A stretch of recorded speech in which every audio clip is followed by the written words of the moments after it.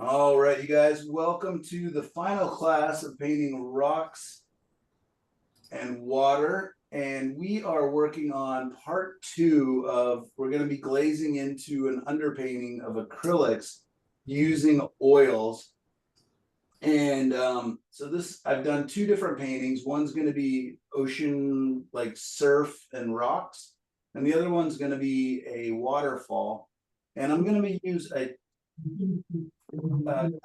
fairly different palette on each one so that they really stand out. This one's going to be more of the turquoises, blues, and purples. And then the forest scene, I'm kind of imagining more earthy, warm colors. So we'll see how that works out. What I did was just lay out a bunch of, like, basically all of my transparent colors. They kind of got mixed up a little bit, but I'm just going to be mixing them anyway, so I don't think it's going to matter too much. So I'll be talking while I'm painting and hopefully explaining it better. And feel free to talk and ask questions as we're going. As I said before we pushed record, I've got a heck of a cold. I'm on day 9 or 10 now. And so I apologize for that. So I figure if you guys are asking good questions, that'll keep me talking. So I could see myself getting very quiet. I'm just picking any medium. I literally just grabbed the first medium, but maybe that's not a great choice. Maybe I should grab a medium that's a little more universal. And people please mute themselves. Yeah.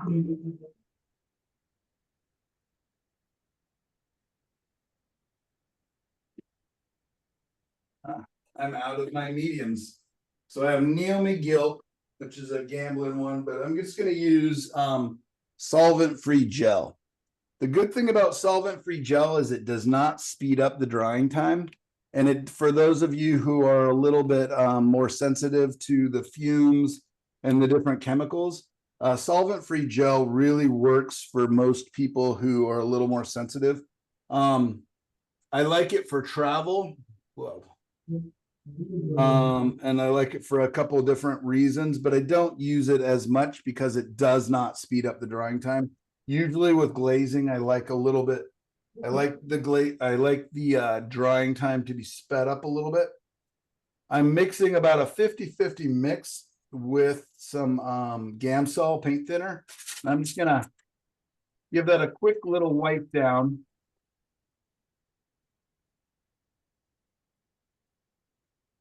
Because this is an acrylic underpainting and I'm going to come across it with oil, I do know that having a little bit of a binder for the oil is useful.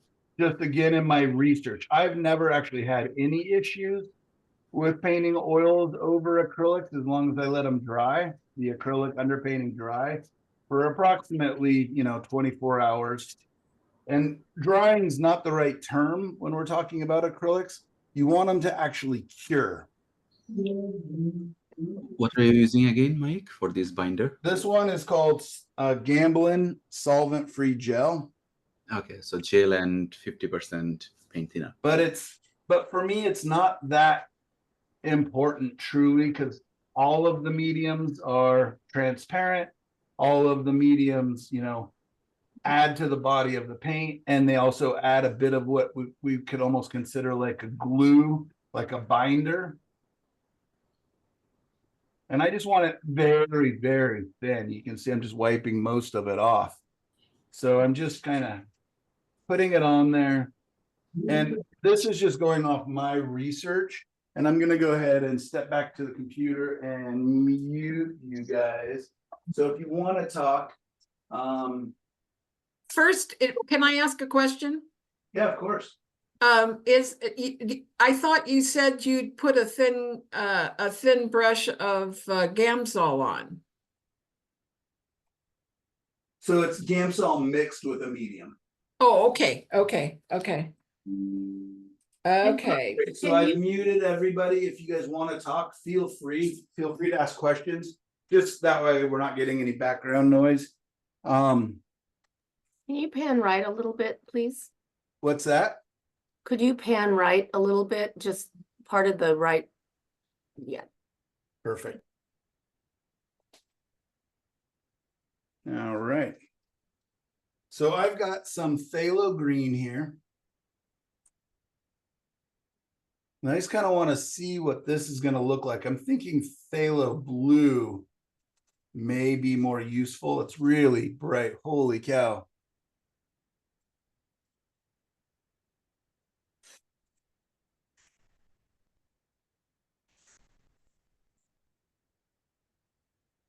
Woo. Isn't that strong? Oh, Amazing. man.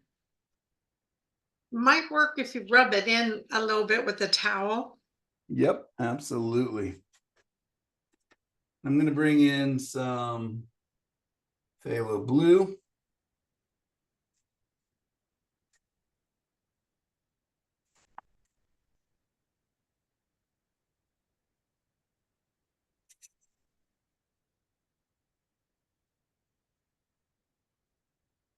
So the first one was phthalo green. Yeah, mostly phthalo green. And I know I'm going to want to get some purples in here. And if I mix the phthalo green and the phthalo purple, I'll probably get phthalo dirty. So I'm just kind of trying to figure out a little bit of where and what I want my cools, my warms. Like this part's going to be surf.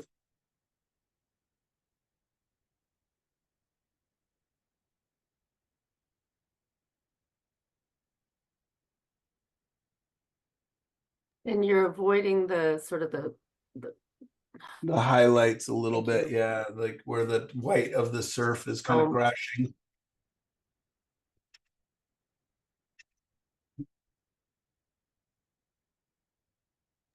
Are you looking at a reference at all at this point?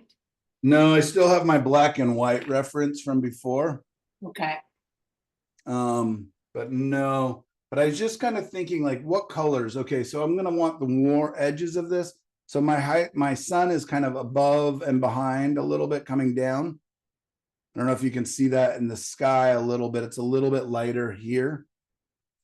So I was thinking, how can I play this surf up? I'm going to put some reds and yellows a little bit into these edges, a little bit into here. And I was thinking, you know what? I don't use purple very much, so it might be fun to bring some purples down and really play up those yellows to really make it exciting. So let's go ahead and bring in some purples into that sky.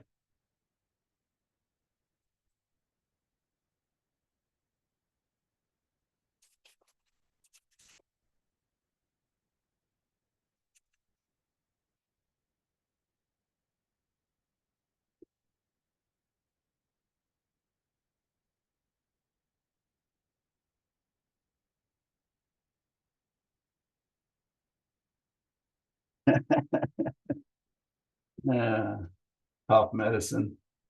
I think it's going to be fun. So, like you said, I'm going to grab some paper towels here. I'm going to start to move these around. And it's also going to thin out the paint a little bit, hopefully, so that it begins to slightly get in there.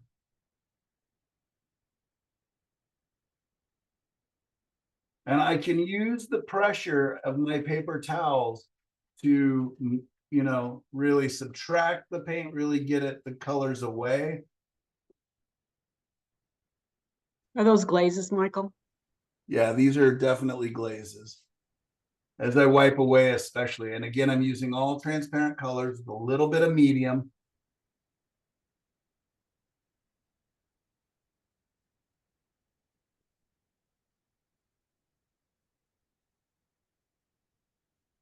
I'm trying to think about the lights here. It's going to be catching onto the tops of this, but it's got some shadows cast from this crashing wave, from these rocks.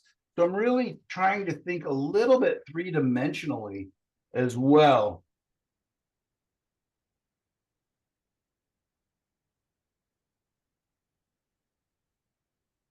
And I'm hoping as I rub down these colors, they become a little more transparent. So some of that undercolor is showing in there. I feel like this phthalo green is unbelievably vibrant, way too strong for me personally. If I lived maybe in California or somewhere where we get this kind of, you know, really strong color, that could work, but it just doesn't feel natural to me and my surroundings. And I know that if I show this painting, it'll most likely be in Oregon.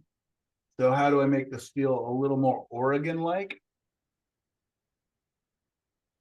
Take some of the paint off. I'm sorry? Just take a little more of the paint off. No, make it gray. Yeah, gray it down a little. Yep. Exactly. Make it gray. That is exactly right. Oh, So oh, look, it's raining. yeah, yeah. This is my weekend at the Oregon coast right here.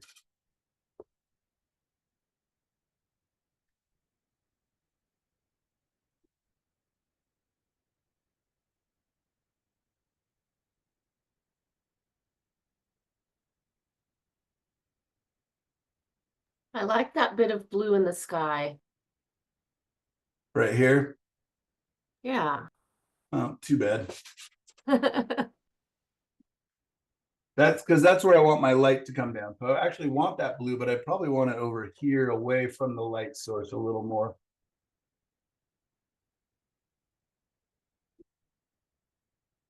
I'm going to bring some of that purpley blue into this area to gray it down a little bit because the purple has red, right? So that will counteract that green a little bit. So let's see if this neutralizes it a touch. Purple is that, Michael? There we go.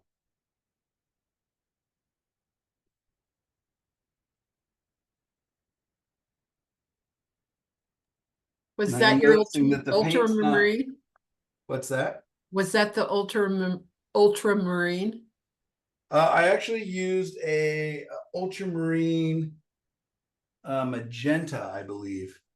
Really? These piles kind of slid down into each other, and for some reason the paint is not staining in this area. I don't know if it's just so smooth.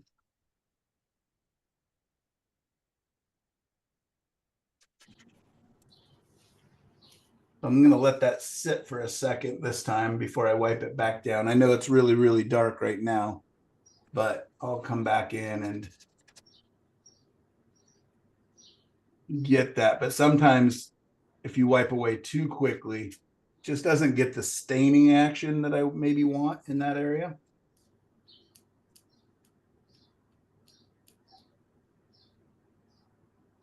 And I just like the fact that I can just kind of keep coming in, keep modifying. I mean, that is very, very dramatic right now, isn't it?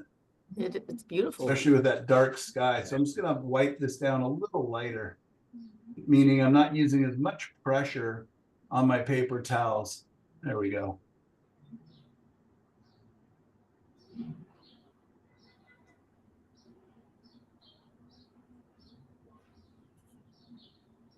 Michael, do you use ultramarine and ultramarine blue deep? And is there any like major difference to it? I only have ever used ultramarine. I've never used ultramarine deep. Okay. So now to preserve some of these lights, because I know I'm going to want to come in with some pinks and yellows into some of these areas. I'm just going to wipe them away a little bit more. On your underpainting, did you have any actual white or was it all not completely white? I definitely had some white, like on the top of the surf here. Yep.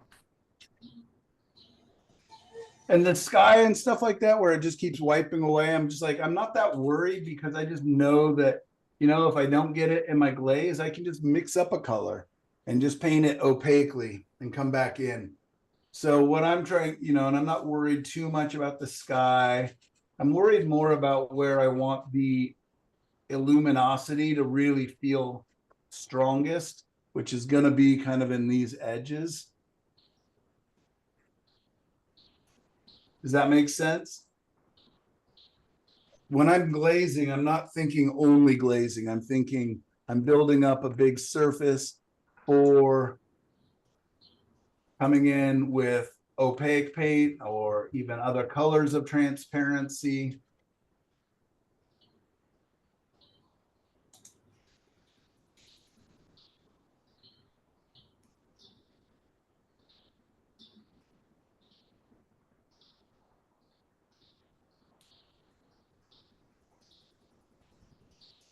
I'm just kind of keep wiping away, just kind of revealing back to light and warmth and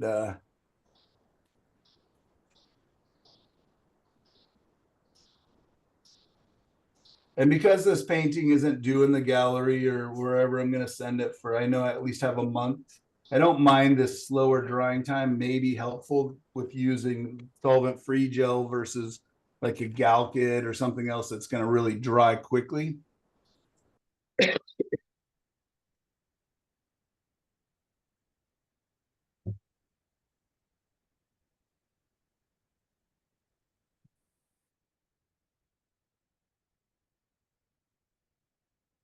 Does that making sense to you guys? Is adding these colors in, like this part's really green. I have to kind of decide, is that too warm of a green? Maybe I need to bring some of the purpley blues into that area to cool that down. This will be in the shadow.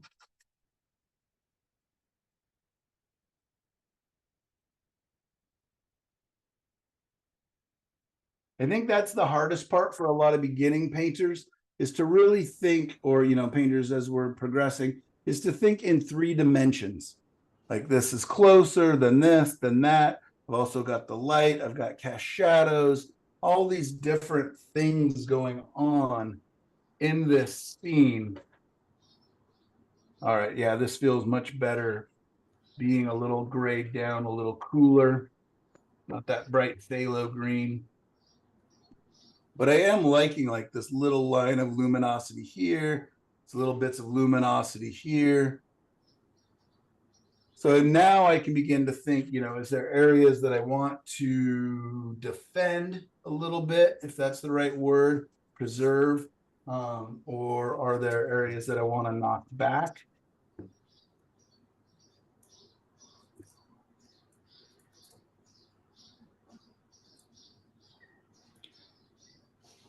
Michael, do you want to use the transparent red oxide for earthy foreground, or is it Not because on this one, I'm going to use the quinacridone red, actually.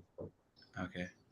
Yeah, I mean, and I'll probably, on the rocks, I'll probably use that transparent red oxide on there. Maybe with a bit of the ultramarine blue, so I can really kind of control that. So let's go ahead and jump to red, to the quinacridone red. This is going to also be a big departure, a little bit of a shock to the system. And let's just see. Right? That's pretty much chaos.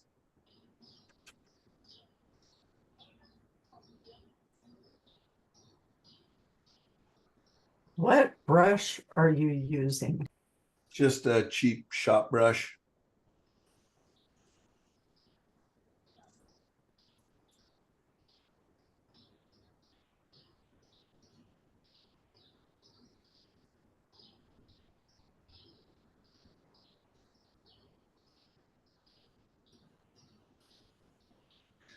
I'm just trying to understand the use case for like transparent red oxide and this red. Is it the depth that changes the color, or is it totally up to you which one you want to decide? Well, I want vibrancy in this. If I'm using the transparent red oxide, it's going to be brown. Mhm. And so I'm wanting some vibrancy. I'm wanting some strength of color. Right. I'm wanting to have a contrast of warms and cools in this one. The next one's going to be a lot more monochromatic. This one's going to be a lot more vibrant.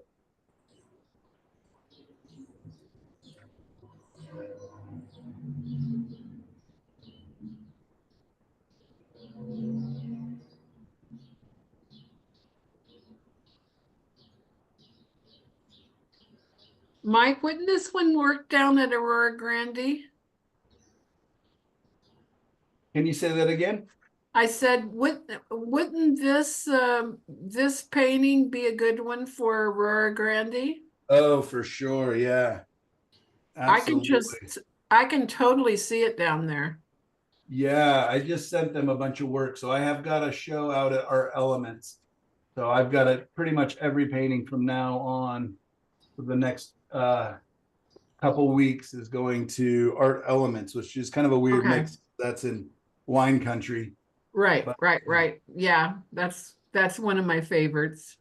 No, it's a beautiful gallery. They do such a good job. Yep, she did. Yeah, it's such a classy, it's, not that big of a gallery, but it is so classy. Just everything looks so good together whenever you go in there. So you see how that red kind of merged and all of a sudden it felt so garish and crazy. But the quinacridone red has that little bit of blue in it. And we know that when we mix quinacridone red with phthalo green, it makes a bit of a neutral.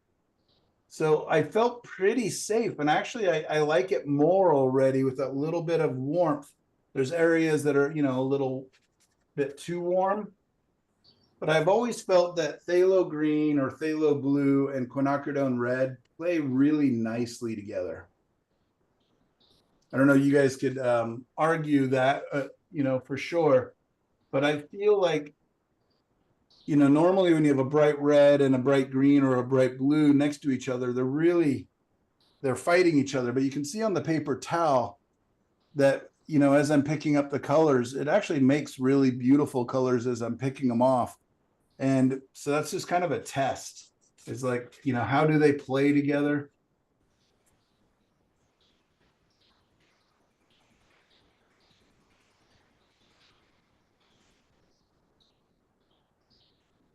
So Michael, on your show at Art Elements, is the artist reception on June 7th? Man, I hope not. No, hopefully it's like August 7th or something like that. Okay, good, because I'm going to be out of town on the 7th, and I wanted to make sure that I was going to be able to come since it's so close to my house. Yeah, the truth is I almost have no paintings done for them yet. So I'm really going to be hustling in the next couple weeks.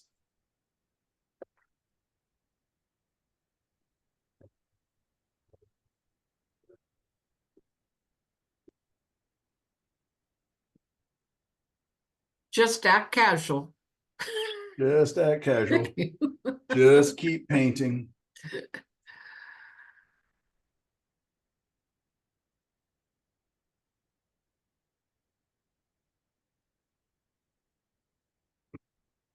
All right, I'm going to go ahead and try to bring some yellow in. This is where I could get in a little bit of trouble. I'm going to grab a bit of that Indian yellow, which is going to be really, really strong. I'm going to mix in a bit of my calmer yellow, which is the Hansa Yellow Light, I believe, on my palette. And I'm going to bring in my light source. I was really thinking of the light is kind of out of the scene, kind of up here.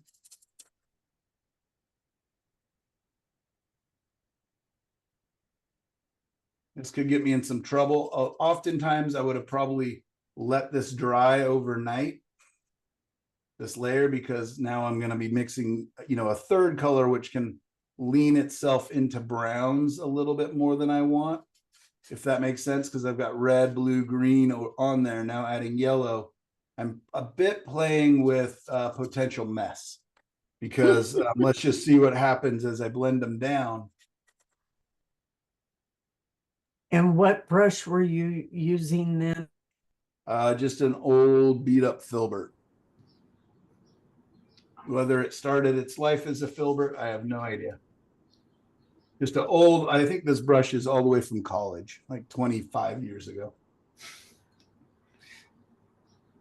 No color left behind. That looks good. No brushes get left behind, yeah.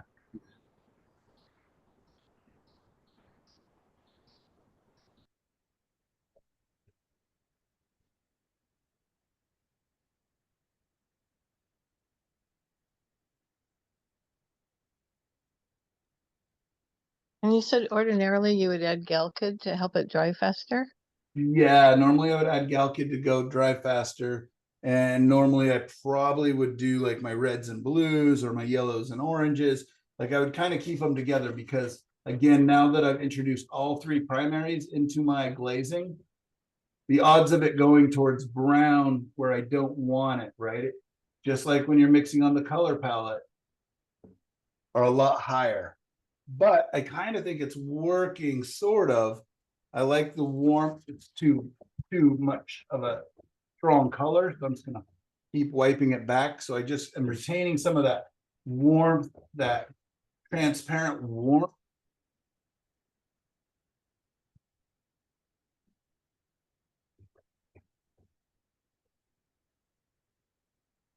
You're making it work. What's that? You are making it work. It looks Oh, good. Yeah, you can see it's got a lot more vibrancy than when we started, doesn't it? And again, I can still come back in and add opaque paint. So what I'm kind of thinking here,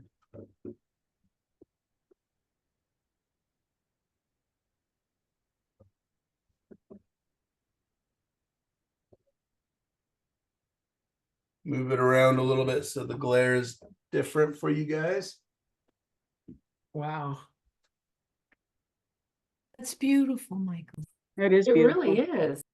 Coming, yeah. So I'm gonna add a little more red because I want to play up a little bit of that edge light, like that. Not the brightest highlight, but I'm also trying to differentiate my water from my sky. So I know that right on that edge of that lightest white is going to be a little bit more warmth.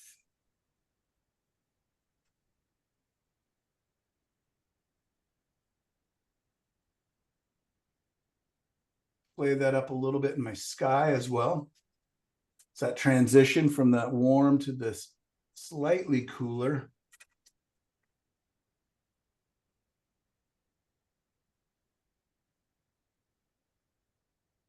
Just kind of scanning my eyes around the painting, like who else could use some warmth, maybe on these transitions from these highlights that are catching that light into the shadows, maybe would play nicely to have a little bit of a pink. Yeah, I love the word penumbra. That's where the shadows and the light meet. Something that's always very attractive to me when I'm looking at nature is that line where shadows and light meet.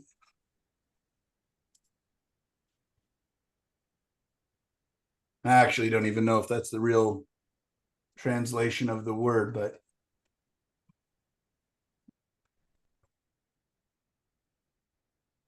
it's often also the strongest area of color is that little area where light and shadows meet, which is very interesting to me.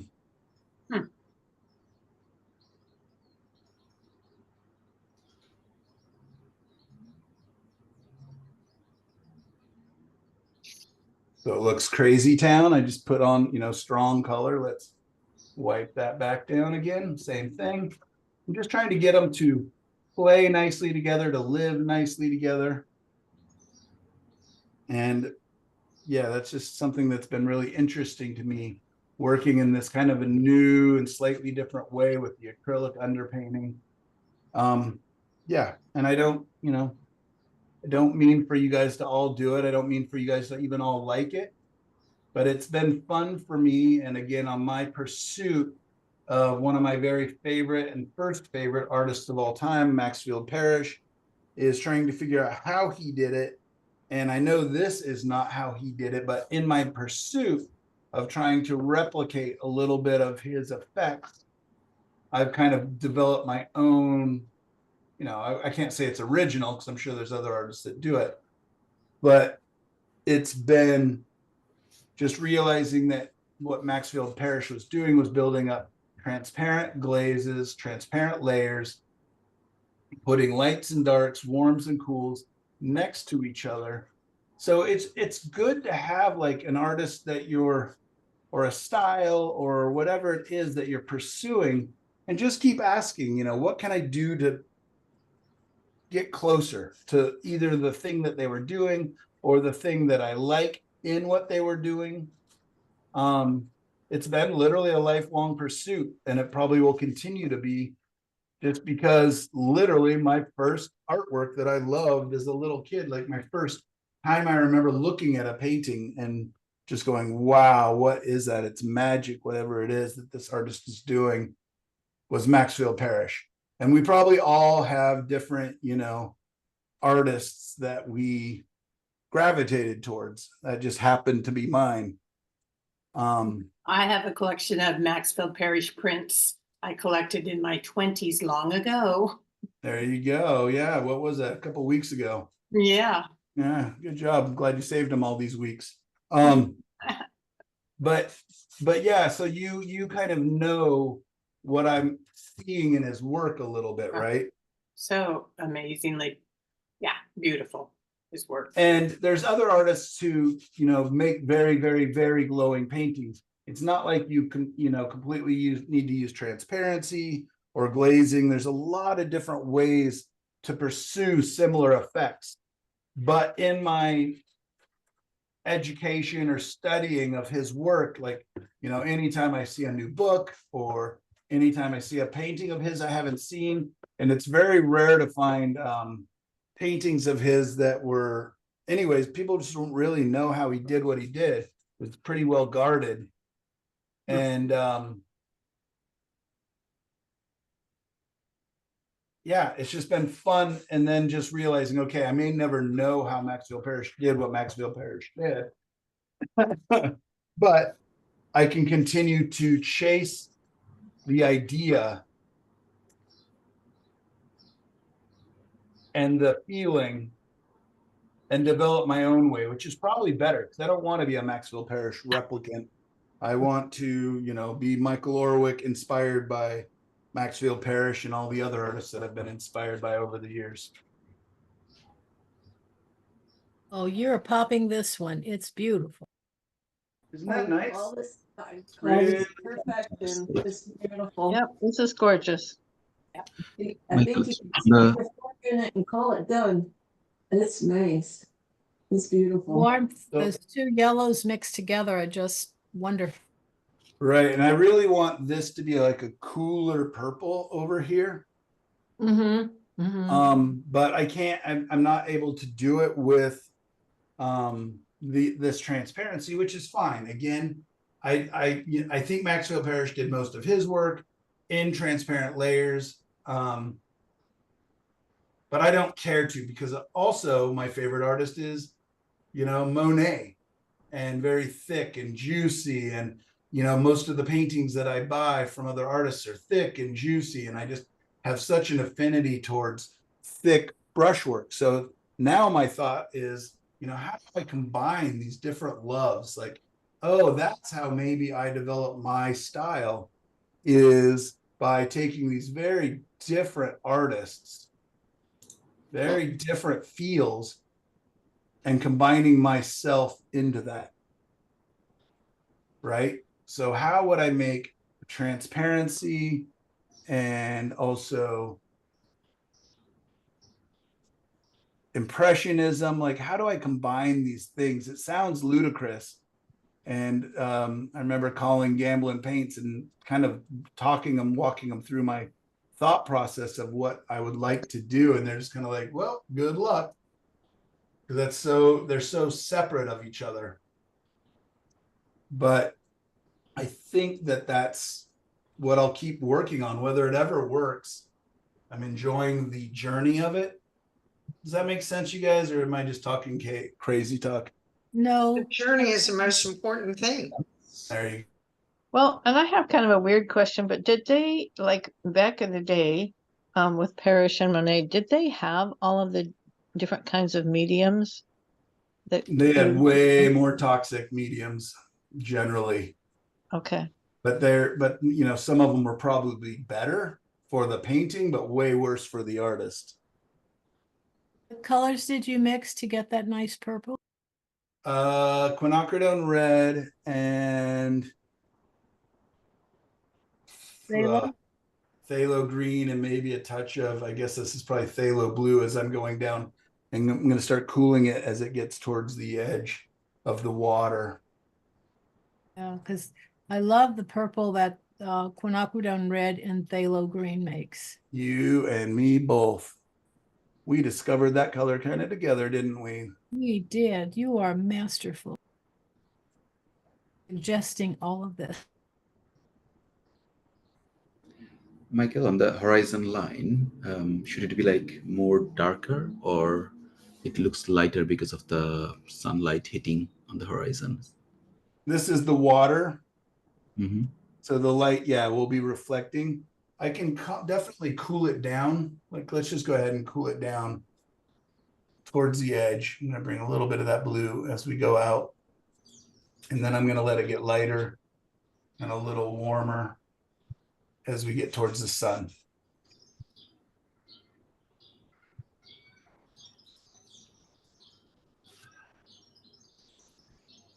Looking nice.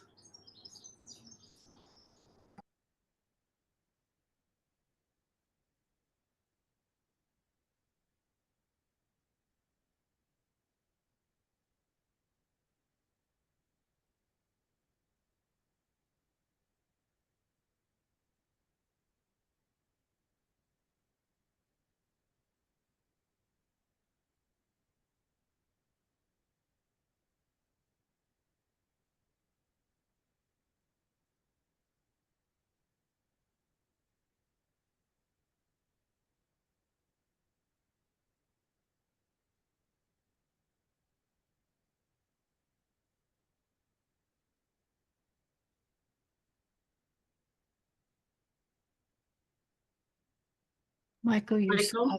your skies are always magical to me, Michael.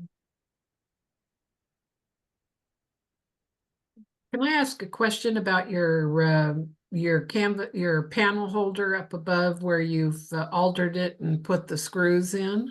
Uh-huh. Did you put a piece of wood under it and then put the screws into it? No, but I did adjust it accordingly. I would put, yeah, I guess I did. You're right. I would put the screws in and then it does end up filling with paint. So then I'll have to bring them back out a little bit. But I find that the screws themselves with that little bit of texture that those, whatever the screw lines are called, they will actually hold the panel pretty well. It doesn't need to be perfect width because my panels are different widths. Mm-hmm, mm-hmm. Let's go ahead and darken these rocks. I feel like I like that they look pretty wet, but I think that's a little too bright. So let's see. And I have no idea even what color this is here. I have a green. Let's grab a little brown, maybe a touch of orangey color, maybe a touch more phthalo blue.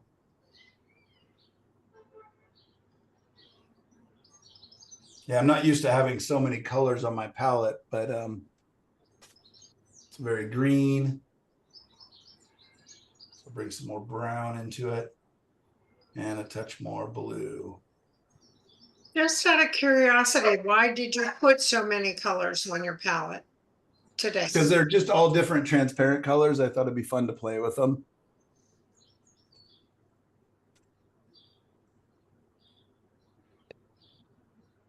The painting looks magical. Looks like it just, yeah, came out from a like mysterious place. Yes. Yeah. Beautiful, rich color.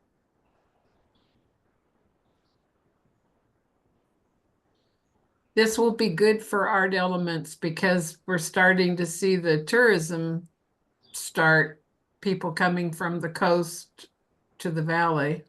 Yeah, it's funny how many coastal scenes I've sold at Art Elements. And Yeah. I think it's a lot of people like, yeah, just either they didn't buy a painting when they were at the coast and then they Right. come, or whether they just didn't find a painting that they like. So yeah, Exactly. Art Elements used to kind of be like, I don't know about having coastal scenes, but now they've sold a lot of mine. So it's kind of interesting. But I also sell a lot of vineyards out at the coast. So think as long as it's Oregon pictures in Oregon, people seem to be pretty cool about it. Or they can be perceived as Oregon. There you go. When you're able to answer this question, what do you hear people saying that motivates them to finally buy something? Like does it remind them of some place, or what kind of comments do you hear when people do decide to buy? Definitely, if you can remind them of some time or feeling, is definitely one of the biggest. Yeah, I would absolutely say that. Like, I've had people like crying looking at, like a forest scene and be just like, I can't believe it, but you painted the scene where I was camping with my grandpa, 40 years ago. And I'm like, where was that? And they're like, in Indiana. And I'm like, oh, okay. Well, yeah, that's definitely not that, but that it just brings back that emotion and that feeling and that memory. I don't tell them it's not that, or I try not to, but I often will, if it doesn't have like Mount Hood in it or Haystack Rock or the Oregon Gorge, if it can be interpreted as multiple different places, I usually try not to be too specific about the location in my title. Are those brown reds too strong in the rocks? No, Should I make those more gray, or do you like that warmth in there? I think the warm is, it matches, it helps with the sky. Yeah, I like it. Okay. I don't know, like probably the water and rocks takes like equal attention. Yeah, they definitely do.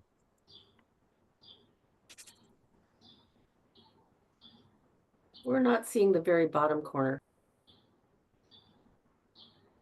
What's that?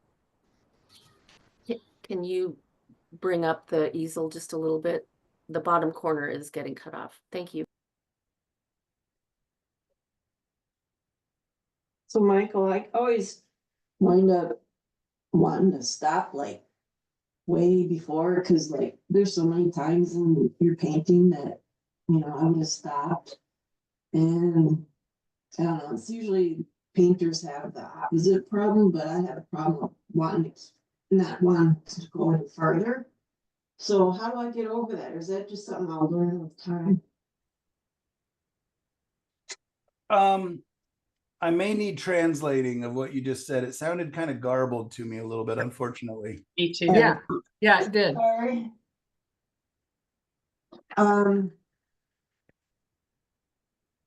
So I always stop too soon in painting, and like with your painting, I would have stopped many times because it looks really nice. Whereas most artists have the opposite problem. They go usually too far, but I always stop too soon. So is that something I'll just learn with time, or what? That is a good and important question. The question was, how do you know when you stop, basically, because some artists take it too far, some don't take it far enough. I was told by an artist I very, very much respect that I do stop too early. This was a number of years ago.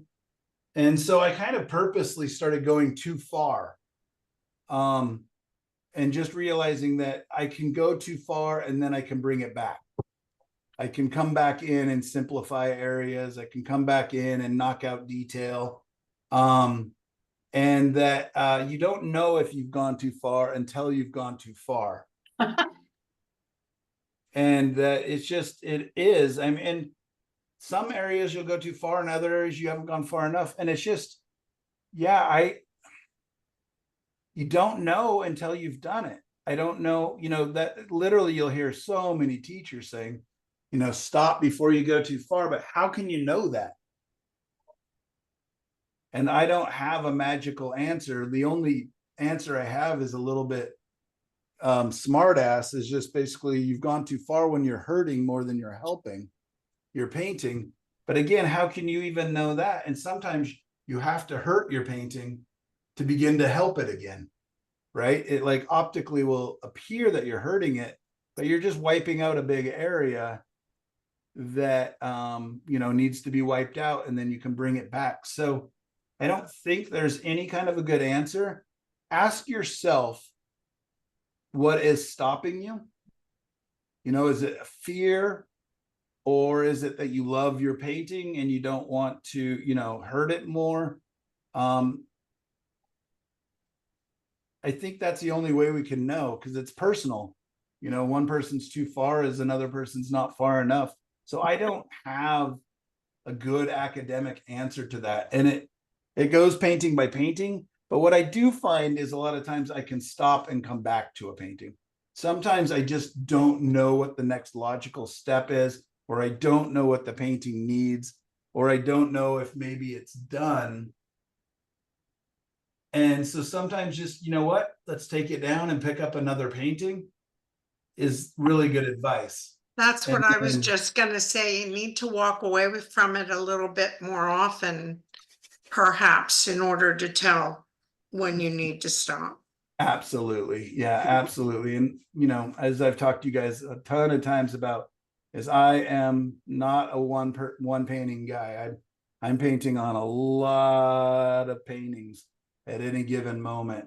And a lot of paintings haven't been touched in a year that are sitting in here.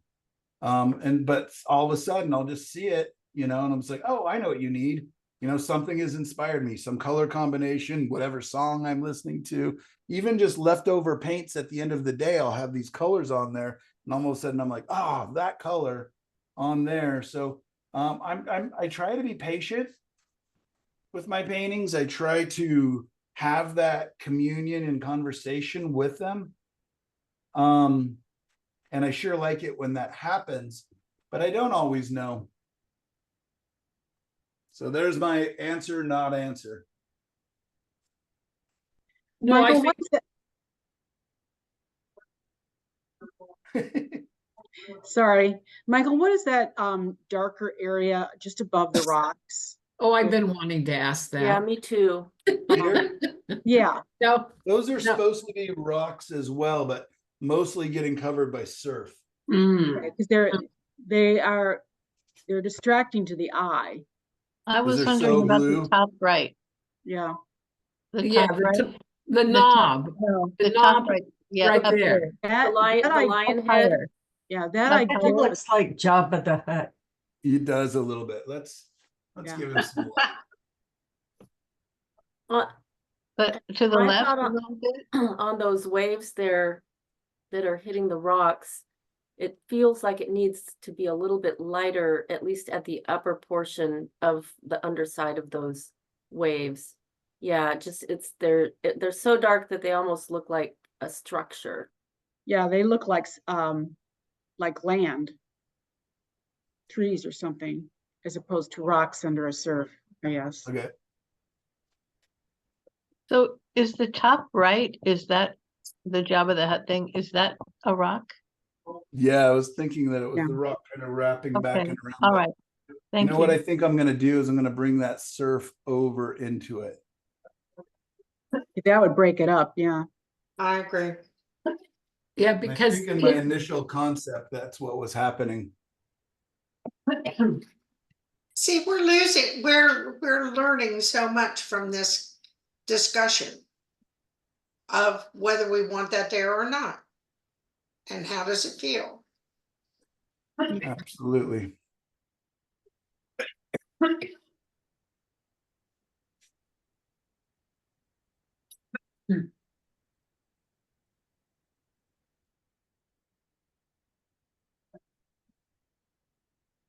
Better. That Yeah, also what I could push do is I think maybe that rock needs to even be just a little more solid and dark. lightning that the dark rocks in that huge wave pushes them back. yeah, that really helped.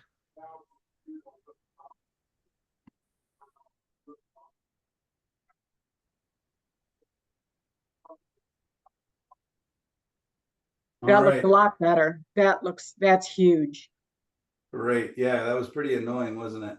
Mhm. but that's huge what you just did. And now does this kind of appear like, even if it's not It- rocks, it's just yeah. something kind of in Yeah, the no, surf? that's nice. It No, makes a that's lot more good. sense That now. looks right. Yeah. Makes sense The now. shapes is so much better too. You guys are awesome. Thank you. Let's add a little bit of cool light, and then I'm going to go ahead and switch paintings, I think.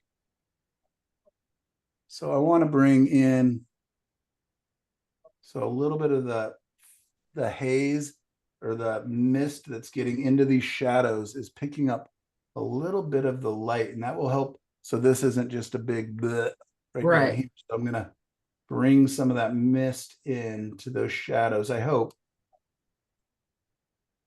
I like to preface every, or I don't know if the preface, I like to end every sentence with I hope, because it's always a bit of a gamble. Ooh, I like that already better. Just kind of gives some, you know, like the water is still in motion down in here.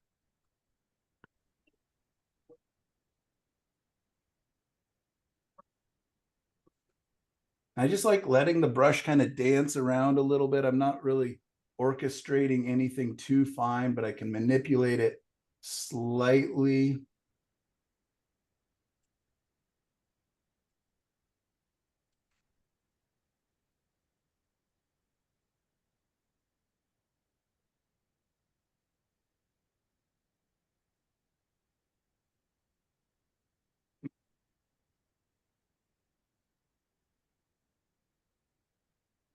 Well, I appreciate you guys watching me because I'm having such a good time.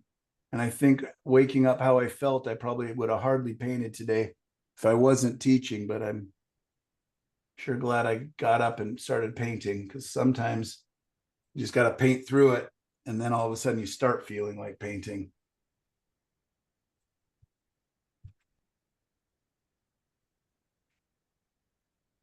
How's that look? Beautiful. That's hugely different. That's amazing. Yeah. Gorgeous. You know what I think is amazing too is the big rock there. It seemed like it was all real light when you started on the top, and then you put some darker highlights there on the side, and yeah, right around there. And it's just brought the whole rock to life. I think it's just brought the whole rock to life. Yeah. In the water. Yeah. Beautiful. You're rocking it. Rocket. Yeah. I love that. All right, well, up in the sky, it actually looks better on the computer than it does on my in real life here. But I'm going to be patient here and come back and, you know, manipulate that with a little more opaque paint, and actually kind of carve this area out more purposely, because it is, even though it's right up near the edge, it's still quite the focal point because it's kind of dictating. And you guys really remember how when we started this painting, we were just talking about this motion. And I like to see that it's retained its shape. Yes. You know, even if it's not as strong as it was when we first started sketching. I like that it's still there, like that armature, right? It's kind of a S-curve armature. Still retained its space. And it's so funny for me to think about all the paintings I've done. And, you know, I constantly get comments on my creeks and streams and trails. But literally, this is the same design that I would use in my creeks and trails and everything else. And I just like that it's, you know, we're not painting waves. We're not painting, you know, creeks, streams, trails, roads, dirt roads, whatever it is. It's all the same, just with slightly different elements and, you know. Cool. That was fun. I had a blast. Well, it was gorgeous. Yeah. Getting there, right? Wonderful. All I want right. to see that one in Art Elements. Well, good. I want you to buy that one from our Couldn't get better, I think. It'll get better. Yeah, especially when I turn the lights on in my studio and I can actually see what I did. So Sometimes this I one's wonder if interesting that's a because good it has idea. so much warm. That other one I used more black and white over the top because it was just, it looked like muddy water in waves with all those browns. Mhm. I'm curious about this one. So I was thinking this one might be fun to do slightly more tonalist with hints of greens, yellows, golds, reds up here, and some bluey grays into the cooler areas in some of these areas. So it'll almost be a reverse, because normally we talk about warm colors coming forward, whereas this one we're going to have warm colors in the back and cooler, darker colors in the foreground. How does that sound? Great. Are you going to do the sap green and what Yeah. on the foreground water? Yes, and some earth red. So are you Earth guys, red. okay if we take another little 5-minute break? Nope. And another cough drop here and, Sure. oh, Sounds good, good. man, we're at 11:30. That's great. We still got plenty of time to go long. All right, I'll see you guys in 5.